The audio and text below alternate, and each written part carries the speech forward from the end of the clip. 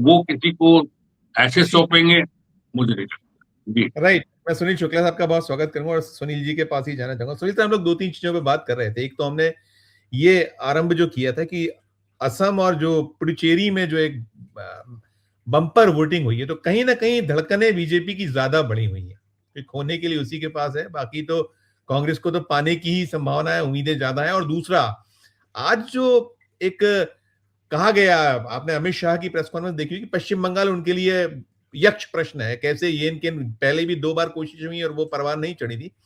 अब कहा गया है कि आप सौंपिए खजाने की चाबी, सत्ता में बैठाइए हमको और हम आपको इफराद। पश्चिम बंगाल की हालत छुपी हुई नहीं है, क्या बुरे हाल हैं। और जो उन्होंने जिस तरह की झड़ियां लगाई हैं घोषणाओं की, मैं कुछ जो आर्थिक मामलों के जानकार हूं, एक सहज भाव में भी अगर आप कैलकुलेट करिए कि 2 करोड़ से ज्यादा महिलाओं को 3,000 देना हर महीने, या आप 7 पे कमीशन दे देंगे, डीए दे देंगे और तमाम क्या क्या दे देंगे, तो बहुत तात्कालिक जो वो कह रहे हैं कि इतने महीने में हम कर देंगे, टाइमिंग प्रोग्राम जो वो दे रहे थे, 1.5 लाख करोड़ रुपए चाहिए, 1.25 लाख 1.5 लाख करोड़ रुपए। तो ये जो ये सारा है, ये जो हम जिसका हमने फोकस भी किया है, जबकि गांधी के सहारे या जो जो धन बल के सहारे, बल तो है लेकिन धन के सहारे ये जो लॉलीपॉप्स हैं, इसके सहारे कुछ बात बनेगी क्या पश्चिम बंगाल में, लगता है? सब पे आपका एक नोट। धन्यवाद संजीव जी। सवाल है कि अमित शाह साहब जो पश्चिम बंगाल में लोगों को देने की बात कर रहे हैं, वो ये बता दें कम से कम कि जो भारतीय जनता पार्टी शासित राज्य हैं वहां क्या किया है। मध्य प्रदेश में तो पिछले 2 दशक से सरकार है, गुजरात में पिछले 2 दशक से सरकार है, उत्तर प्रदेश में लगातार 2 बार से सरकार है, 1 दशक यहां भी कह लीजिए आप। यहां क्या दिया है? पेंशन खत्म करने वाली सरकार पार्टी लोगों को पश्चिम बंगाल में जाकर के कह रही है कि हम पेंशन देंगे। ये विश्वास लोग कर लेंगे क्या? जो लखपति दीदियां बना रहे हैं पश्चिम बंगाल में जाके, वह कितनी लखपति दीदियां मध्य प्रदेश में बन गई हैं? भाई बिहार में भी तो आप थोड़ा बहुत अगर मौके छोड़ दीजिए तो नीतीश कुमार की सरकार में आप शामिल रहे हैं। कितनी लखपति दीदियां वहां बन गई, बताना चाहिए ना। 7th पे कमीशन की बात कर रहे हैं कि पश्चिम बंगाल की बात है। गुजरात की क्या स्थिति है? सवाल यह है कि भारतीय जनता पार्टी कोई ऐसी पार्टी नहीं है जो पश्चिम बंगाल में जाके पहली बार राजनीति कर रही है। देश के विभिन्न राज्यों में पहले से सत्ता में है। पश्चिम बंगाल का नागरिक ये जानना चाहेगा कि भारतीय जनता पार्टी की सरकार जो बिहार में है, जो उत्तर प्रदेश में है, जो छत्तीसगढ़ में है, जो मध्य प्रदेश में, जो सीमावर्ती जिले, जो सीमावर्ती राज्य हैं पश्चिम बंगाल के, वहां पे क्या किया? 5 साल आपकी सरकार रही है झारखंड में, जो पश्चिम बंगाल से सटा हुआ राज्य भी है। लगातार पहली सरकार है जो 5 साल का साल पूरा किया था उन्होंने। पिछली बार क्या किया था आपने झारखंड में? कितनी प्रगति हो गई थी? अगर आप ये कहते हैं कि औद्योगिक इकाइयां पश्चिम बंगाल में आई, औद्योगिक इकाइयां कितनी मध्य प्रदेश में आई हैं, कितनी उत्तर प्रदेश में आई हैं, कितनी बिहार में आई हैं? इन चीजों का तो आपके बात का लोग यकीन करेंगे अगर ये कहा जाए कि ये काम मैं अपने अपने शासित राज्यों में कर चुका हूं। ये तो तथ्य है ना कि इस देश में आर्थिक रूप से सर्वाधिक विकसित राज्य केरल है, जहां भारतीय जनता पार्टी का नामो निशान नहीं है। एक विकसित राज्यों में तमिलनाडु है जिसकी आर्थिक प्रगति दिखाई पड़ती है, वहां भारतीय जनता पार्टी का नामो निशान नहीं है। महाराष्ट्र एक विकसित राज्य है, वहां भारतीय जनता पार्टी कब आई? उसके पहले तो गैर भाजपा पार्टियां ही रही हैं। अगर भारतीय जनता पार्टी पश्चिम बंगाल के नागरिकों को तरह तरह के आश्वासन दे रही है, तो उसको ये बताना चाहिए कि अन्य राज्यों में उसने क्या किया है। मध्य प्रदेश में निर्यात को बढ़ाने के लिए निर्यात की स्थिति कितनी हो गई है मध्य प्रदेश में? क्या क्या निर्यात होने लगा? ये बताएंगे? आप नहीं बताएंगे, क्यों आप दावा कर देंगे हो जाएगा? खैर, वो एक बड़ा विषय है। और आज भी आप देखिए ना कि अमित शाह साहब कहाँ रोड शो करने गए? खड़गपुर में। खड़गपुर में कौन है? दिलीप घोष। मतलब एक परंपरागत सीट है उनकी। आप उन इलाकों में जाके रोड शो कीजिए जिन इलाकों में भी आपको जीतना है। नॉर्थ बंगाल तो पहले से भी आपके प्रभाव का क्षेत्र है। ये नॉर्थ बंगाल तो ही ना जो बांग्लादेश के सीमावर्ती जिले हैं जहां पर। लेकिन जहां पे आपको विस्तार करना है, आपको कोलकाता में विस्तार करना है, आपको हावड़ा में विस्तार करना है, आपको दक्षिण 24 परगना में विस्तार करना है, आपको आसनसोल, दुर्गापुर, पूर्व बर्धमान, इन तमाम जिलों में आपको अपना विस्तार करना है जहां आपका कोई आधार नहीं है। वहां जाके देखिए आप कितनी स्थिति बनती है। सवाल केवल देखिए पश्चिम बंगाल की स्थिति है कि पश्चिम बंगाल में भी भारतीय जनता पार्टी अपने उसी नुस्खे को आजमाना चाहती है जो देश के अन्य राज्यों में उसने किया है, वो है सांप्रदायिक ध्रुवीकरण। पश्चिम बंगाल में वो हो नहीं पा रहा है। जो उसको जन समर्थन मिल रहा है वह है उत्तर भारत के कुछ राज्यों के जो लोग कुछ इलाकों में रह रहे हैं या जहां पे जो बांग्लादेश के सीमावर्ती जिले हैं, जिसमें उत्तर पश्चिम बंगाल ज्यादा है, जिसमें आपने पुरुलिया है, बांकुरा है, ये उत्तर 24 परगना है। इन ऐसे कुछ जिलों में जहां भारतीय जनता पार्टी का असर आपको दिखाई पड़ेगा। बाकी राज्यों की स्थिति वो, बाकी राज्य के अन्य हिस्सों की स्थिति वो नहीं है। और जहां तक काम का सरकार अपने गवर्नेंस की बात कर रही है, आप अमित शाह साहब ने कहा है कि वो आयुष्मान भारत योजना लागू करेंगे वहां। पश्चिम बंगाल का नागरिक आयुष्मान आयुष्मान भारत में क्यों जाना चाहेगा? आयुष्मान भारत की एक प्राथमिक शर्त आपको आपको हमारे श्रोताओं को ही पता होगा कि न्यूनतम 6 लोग परिवार में होने चाहिए। अगर 6 लोग नहीं है तो उनके पास या तो ये श्रम कार्ड हो या अंत्योदय कार्ड हो। 6 लोग अगर आपके यहाँ नहीं तो नहीं, कितने संख्या में बन गए हैं? पश्चिम बंगाल में प्रत्येक परिवार का प्रत्येक नागरिक स्वास्थ्य सुरक्षा से जुड़ा हुआ है। प्रत्येक नागरिक, राज्य के हर जिले में बेहतर चिकित्सकीय सुविधाएं हैं। आप मेडिकल कॉलेज खोलने का दावा करते हैं, उन राज्यों में क्या स्थिति है जिन राज्यों में आप पहले से ही हैं? बिल्डिंग बनाने से मेडिकल कॉलेज खुलता है क्या? नहीं होता। सवाल हमने है, देखा सवाल इस बात का। हमारे यहाँ एम्स है। मुझे याद है कि वो सुषमा स्वराज कह गई थी जब 2000 अटल जी के दौर में था कि 50 साल में 1 एम्स और 5 साल में 6 एम्स। क्या हाल है एम्स के, आप देख लीजिए, है बदतर हाल है, सिर्फ दावे और बातें।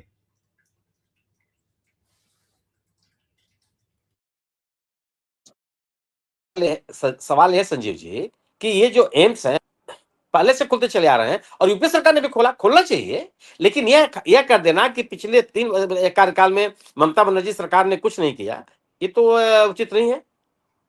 सवाल है ना कि आप अगर एक मॉडल प्रस्तुत कर दे बीजेपी कि बीजेपी शासित राज्य है मध्य प्रदेश, गुजरात, उत्तर प्रदेश, बिहार, इन राज्यों में भारतीय जनता पार्टी की ये उपलब्धियां हैं, हम उन उपलब्धियों को लागू करेंगे पश्चिम बंगाल में, उस रिपोर्ट कार्ड लेके जाए, लोग सहज विश्वास कर लेंगे। क्या एक बार बात कर गवर्नेंस की बात कर रही है क्या भारतीय जनता पार्टी? पूजा पाठ का नियम हम बनाएंगे, ये सब एक बहुत बड़ा आश्वासन दिया उन्होंने पश्चिम बंगाल में। राजनीतिक दलों को, सरकार को पूजा पाठ का नियम बनाने का क्या मतलब है? क्यों इस आप सोच सकते हैं आप। खैर, अब आप बात कर रहे हैं कि पुडुचेरी और असम में जो मतदान बहुत अधिक हुआ। देखिए अभी यह स्पष्ट नहीं है कि असम के किन इलाकों में ज्यादा मतदान हुआ। उत्तर असम, ऊपरी असम में हुआ, निचले असम में हुआ, बोडोलैंड में हुआ, ये बराक वैली में हुआ, किस इलाके में हुआ? ज्यादा मतदान होना, मेरी अपनी समझ है, ज्यादा मतदान होना न तो सत्ता को बनाए रखने और न ही सत्ता परिवर्तन, किसी के भी दावे को बहुत ही मजबूती के साथ आप नहीं कर सकते। ये दोनों स्थितियां बनी है ज्यादा मतदान होने पर। पश्चिम बंगाल अभी ताजा तरीन उदाहरण है हमारे आपके बीच में। बिहार ताजा तरीन उदाहरण है, जहां पे ज्यादा मतदान हुआ सरकारें रह गई, ज्यादा मतदान हुआ सरकारें चली गई, दोनों चीजें हुई हैं। अब जहां तक सवाल है असम का, असम में किन इलाकों में मतदान ज्यादा हुआ? अगर ऊपरी असम में ज्यादा मतदान हुआ, यह भारतीय जनता पार्टी के लिए खतरे की घंटी है। अगर बराक वैली में ज्यादा मतदान हुआ, ये हेमंत बिस्व शर्मा सरकार के खिलाफ खतरे की घंटी है। लेकिन एक चीज है कि आप इन तथ्यों का उल्लेख या विश्लेषण इस आधार पर कीजिए कि चुनाव प्रचार के दौरान, कैंपेनिंग के दौरान राज्य माहौल क्या था। कैंपेनिंग के दौरान भारतीय जनता पार्टी के खिलाफ जो कांग्रेस का गठबंधन है, इससे व्यापक तरीके से प्रचार अभियान चलाया है, अपना बहुत मजबूती के साथ चलाया और लोगों की भागीदारी भी उसमें हुई। कांग्रेस ने गैर भाजपा मतदाताओं के बीच को बंटवारे को रोकने के लिए सभी संभव प्रयास किए हैं। मैंने 12-13 दलों का एक उन्होंने गठबंधन तैयार किया और सभी ने बहुत ही मजबूती के साथ मिलकर के लड़े हैं। वहां पे कम से कम असम में आपको फ्रेंडली फाइट की कोई गुंजाइश गठबंधन के किसी दल के बीच में नहीं हुई है। भारतीय जनता पार्टी और एजीपी में असम गण परिषद के बीच में फ्रेंडली फाइट की नौबत आ गई 2 सीटों पर। उनको अपना वो भी उम्मीदवार उतारे हैं, एजीपी भी अपना उम्मीदवार उतारी है। भारतीय जनता पार्टी जो अपने आप को सबसे मजबूत संगठन की या लोकप्रियता या जनाधार वाली पार्टी कहती है, यह पार्टी बोडोलैंड में 15 सीटें हैं विधानसभा की, केवल 4 सीटों पर चुनाव लड़ रही है। अगर आप इतनी बड़ी पार्टी हैं तो एजीपी को आपको 15 में से 11 सीट देने की क्या जरूरत है? क्यों कि असम बोडोलैंड काउंसिल में बोडोलैंड पीपुल्स फ्रंट और यूनाइटेड लिबरेशन पीपुल्स फ्रंट, इन दोनों दलों का दबदबा है। 2021 के चुनाव में यूनाइटेड लिबरेशन पीपुल्स फ्रंट यह सहयोगी थी बीजेपी की। इस बार बोडोलैंड पीपुल्स फ्रंट वहां पे दावेदार हो गया है, और वहां जो यूनाइटेड पीपुल्स फ्रंट है वो अलग है, वो किसी भी गठबंधन में नहीं है। उसके अलग चुनाव लड़ने से बोडोलैंड में भारतीय जनता पार्टी को नफा होगा कि नुकसान होगा, ये तो समय बताएगा। लेकिन उसका अलग होना ही जो पॉलिटिकल परसेप्शन है, पॉलिटिकल नैरेटिव है, वो बदल गया राज्य में। तो यह कहना तो बहुत मुश्किल है कि अब मैं तत्काल या जल्दीबाजी कर सकते हैं आप कि इस बल ज्यादा हुए मतदान का निष्कर्ष क्या होगा, लेकिन यह तो बिल्कुल आसानी से कहा जा सकता है कि हेमंत बिश्व शर्मा सरकार के खिलाफ बहुत इजी गोइंग नहीं है। और जो हेमंत बिश्व शर्मा साहब के वक्तव्य आ रहे हैं, जो उनकी प्रतिक्रियाएं आ रही हैं, जिस तरीके से वो अपनी भाषा का बॉडी लैंग्वेज उनकी जो बॉडी लैंग्वेज है, उनकी जो भाषा है, वह एक बेचैन राजनेता के रूप में प्रस्तुत होते हैं। गाली गलौज करना, आप चुनाव जीत रहे राजनेता का व्यवहार कहीं आपने किसी राज्य में देखा है जो दिखाई पड़ रहा है? हेमंत के खिलाफ जो कांग्रेस लाई है, उनकी पत्नी के खिलाफ पासपोर्ट और संपत्ति का मामला विदेश में, क्या उसका असर बड़ा होगा? कुछ बिल्कुल बड़ा होगा, क्योंकि भ्रष्टाचार एक बड़ा मुद्दा है उस राज्य में। और इसीलिए आप ये देखिए कि भारतीय ये पूरी कोशिश की गई कि जो पासपोर्ट के मसले पर या जो विदेशों में पूंजी निवेश के मसले पर के जो आरोप थे, उस पर कोई अधिकृत वक्तव्य नहीं आया। बीजेपी कहाँ बोली? अभी कल असम पुलिस के जरिए कोशिश उनको हुई थी, आज जमानत मिल गई उनको, 6-7 दिन का राहत मिली है अपने को सवाल इस नहीं, वो तो देखियो राजनीतिक लड़ाई है। जेल मैंने पवन खेड़ा को जेल जाने से नहीं घबराना चाहिए, लेकिन ये कैसी सरकार है, ऐसे राजनीतिक दल के लोगों जो बहुत ही विंडिक्टिव है। लेकिन हवाई अड्डे पे पकड़ने चलेगी थी पुलिस। हाँ, रायपुर 2023 में रायपुर जा रहे तब इनको पकड़ लिया था। यही असम की पुलिस है।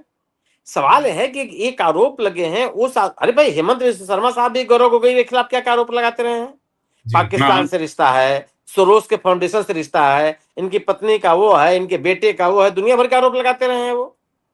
और वो आरोप जो लगा रहे हैं हेमंत बिश्व शर्मा साहब, उनको तो आरोप लगाना ही नहीं चाहिए, उनको तो कार्रवाई करनी चाहिए। किसी राज्य के मुख्यमंत्री हैं, उनकी पार्टी केंद्र में सत्ता में है, वो तो उनको आरोप की क्या जरूरत है? उनके खिलाफ अगर इतने मामले उनके गौरव गोगोई के खिलाफ है, कार्रवाई कर लीजिए आप। लेकिन पवन खेड़ा या कांग्रेस के पास तो आरोप लगाने के अलावा कोई विकल्प नहीं है। आरोप ही लगा सकते हो साहब, तो उन आरोपों की जांच करना या उन आरोपों की सफाई देना या उन आरोपों के विपरीत अपने आरोपों के लिए प्रमाण दिए हैं। प्रमाण सारे जो आप कह रहे हैं कि उन्होंने जो अंतरराष्ट्रीय स्तर की जो चीजें उसमें प्रमाण दिए, उन्होंने आपका हेड स्पेस कट रहा है, थोड़ा हेड स्पेस यदि कम हो जाए आपका हल्का सा, थोड़ा सा जी थोड़ा सा हल्का सा कम हो जाए।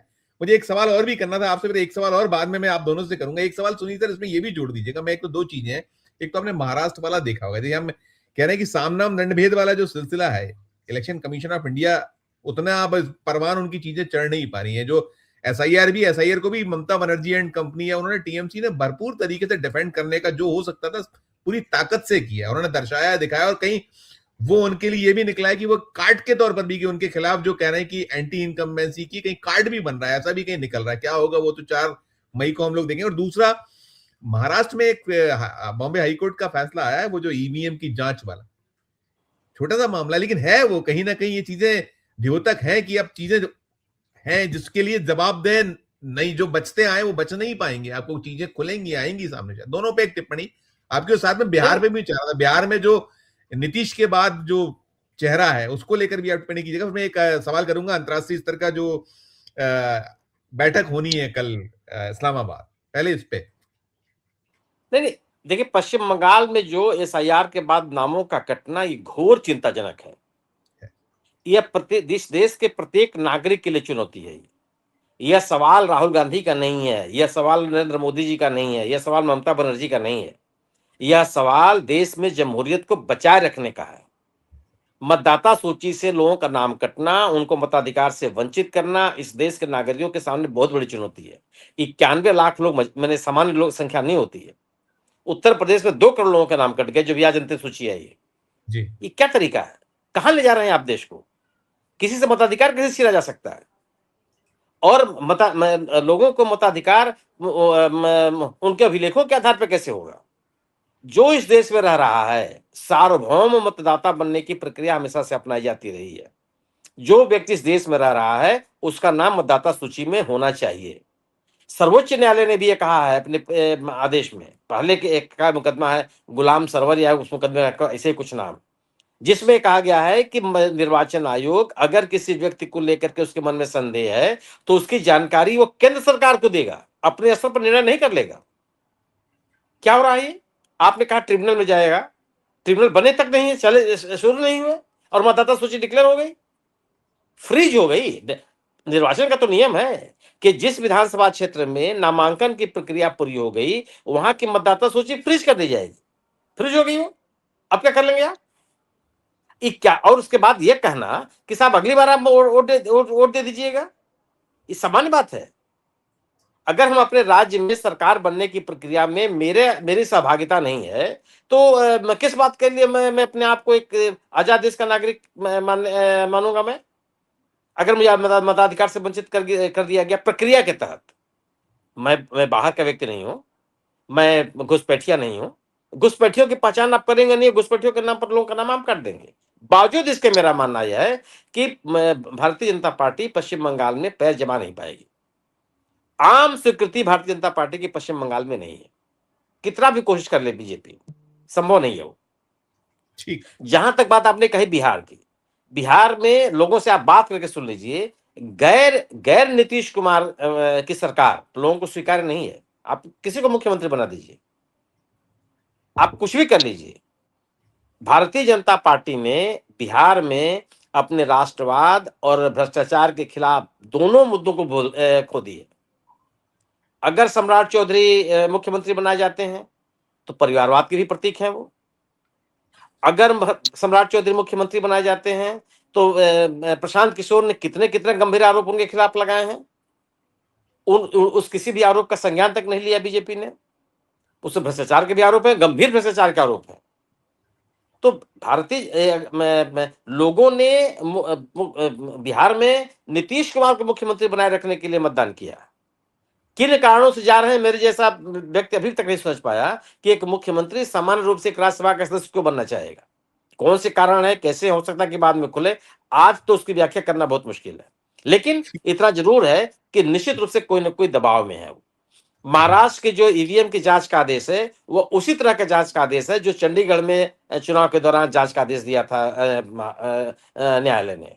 और यह बात खुल के सामने आ गई कि वहां का रिटर्निंग अफसर मसीह वो बाकायदे बेईमानी करता हुआ दिखाई पड़ा था और पूरे के पूरे निर्वाचन को अदालतों ने निरस्त कर दिया।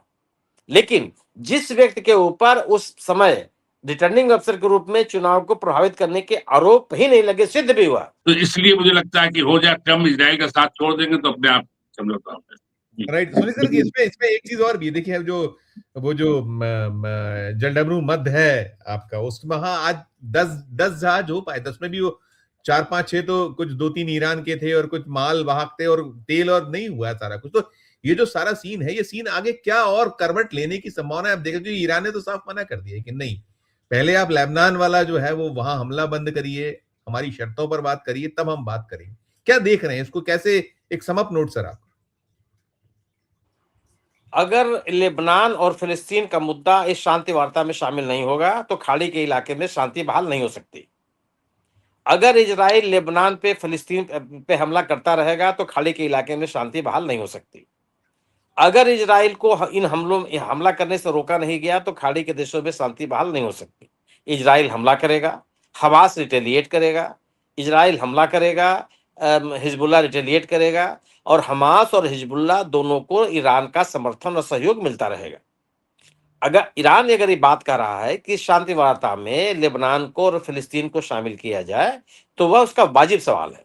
क्यों? कि वह शांति वार्ता में केवल इसलिए शामिल होना चाहता है कि खाड़ी के इलाके में शांति हो।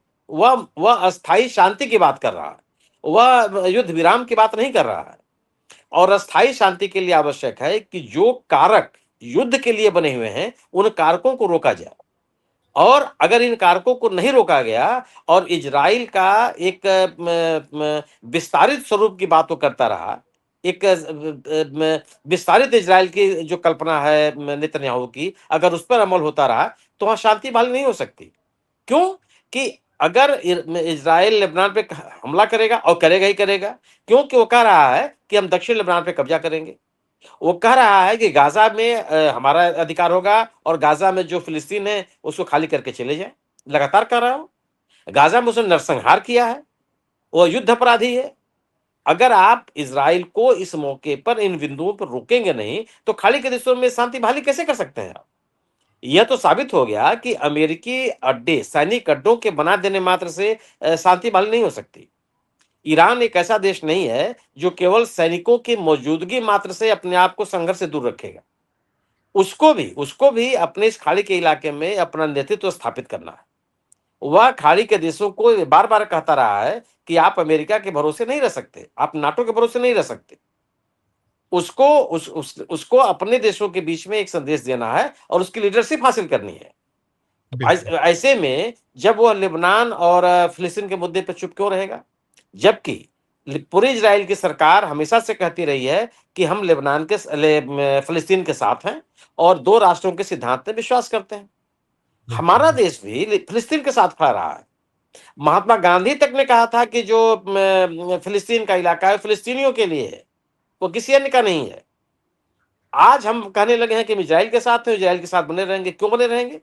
अरे सुनील जी, साथ नहीं है, फादरलैंड है और हम मदरलैंड है। एग्जैक्टली इतना बदतमीजी, बेवकूफी वाला, उसको पूरे वर्ल्ड के मीडिया ने, सोशल मीडिया ने इतना भारत की दुर्दशा की है कि हम मदरलैंड है, वो फादरलैंड है। और युद्ध के 2 दिन पहले सुनील सर, पाकिस्तान पे भी एक टिप्पणी, मैंने ये भी इसमें बीच में पूछा था कि हमारे यहाँ हरदीप पुरी और हमारे विदेश मंत्री अब कुछ टटोल रही है, इसको भी थोड़ा सा डिकोड कीजिएगा जो आप। अरे भाई आप मुझे लगता है संपर्क शायद टूटा है, मुझे लगता है संपर्क टूट गया है, और है ये कहीं ना कहीं प्रश्न है निश्चित सब किस तौर देश पर में गए हैं का इस पूरे युद्ध विराम में क्या है? संयुक्त अरब अमीरात की भूमिका कौन सी है? आप वहां जाके, सवाल यह है कि अगर आप कुछ करना चाहते हैं तो कम से कम उन देशों के साथ संपर्क करेंगे जो देश इस शांति वार्ता में सहायक है, जिनकी कोई भूमिका है। जिनकी भूमिका है उसमें पाकिस्तान है, उसमें मिस्र है, उसमें तुर्की है। वहां जा नहीं रहे हैं आप, जा रहे हैं कतर। कतर क्या कर लेंगे आप? कतर तो पहले से अमेरिका का पिट्ठू देश माना जाता रहा है। कतर के ऊपर ईरान ने हमले किए हैं। कतर में अमेरिकी सैनिक अड्डे हैं। आप संयुक्त अरब अमीरात जा रहे हैं, यूए में जाके क्या मिलेगा आपको? कौन सी भूमिका उसकी है? यूएई ईरान के निशाने पर रहा है, कई इलाकों में उसने हमला किया, और ईरान का आरोप रहा है कि यूएई की जमीन से अमेरिका ऑपरेट कर रहा है ईरान के खिलाफ। तो आप वहां जाके हासिल क्या कर लेंगे?